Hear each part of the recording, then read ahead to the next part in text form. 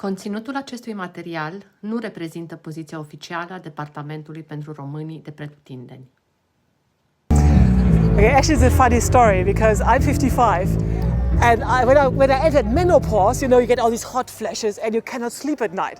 So one night I was lying, tossing in my bed, and thinking, okay, I can't sleep anyway, so I just surfed the internet.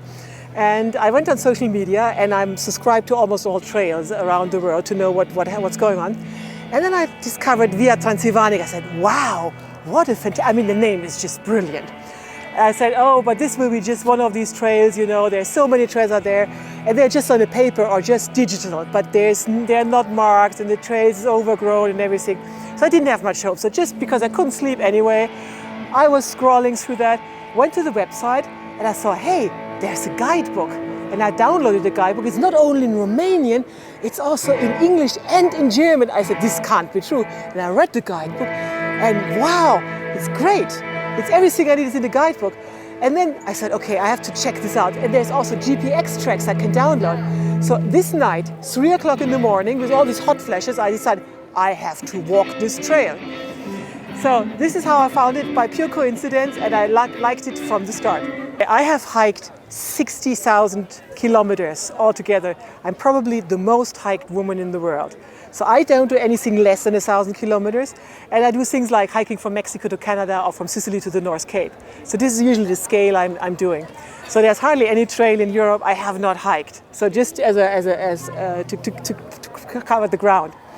So what I'm so enthusiastic about Via Transilvanica is that it's the perfect combination. First of all, the logistics is perfect because there's a brilliant guidebook, you have GPX tracks, and you have a perfect way marking.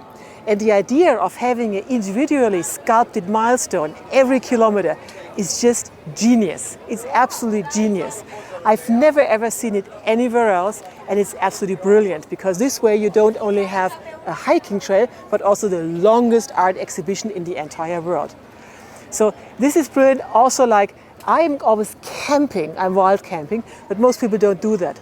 So they need accommodation. This is the biggest problem with most trails. But here you have accommodation, not only this expensive accommodation, these impersonal chain hotels or whatever, but you stay with Tante Iona in her attic or in whatever. So while staying there, you get local flavor, you get local food. So the logistics are perfect. Plus, you have nature, you have the last primeval forest in Europe. The biggest last primeval forest in Europe is in Romania. You have the biggest bear population in entire Europe. So nature is great. But on top of all that, you have the most fascinating history and culture I have encountered in Europe.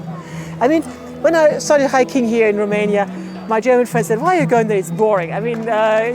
Romania doesn't have a very good reputation in Europe.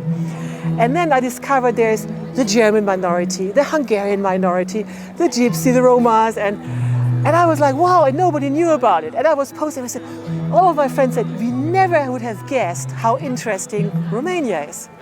So this culture is so fascinating, the history is so fascinating, and outside Eastern Europe, nobody knows about it. So it's like, you don't have to go to Thailand or Korea to have an exotic country. As for a German, just go to Romania, you will be like, wow, this is incredible. But the biggest asset is really Romanian hospitality. I felt like I came as a stranger and I left as a friend. I made so many friends here, just walking here on the grand opening. So many people said, oh, I met you there. And I was invited, and people gave me food and they helped me. It was absolutely amazing, the hospitality I encountered. So I remember when I finished the trail, I was interviewed at the milestone because I was the first woman to hike this trail. And the journalist asked me, how do you feel after hiking Via Transilvanica? And I said, from the bottom of my heart, back then and now, I did fall in love with Romania. And I hope I will include Via Transilvanica in my next book, and I do hope that many more other people will fall in love with this beautiful country.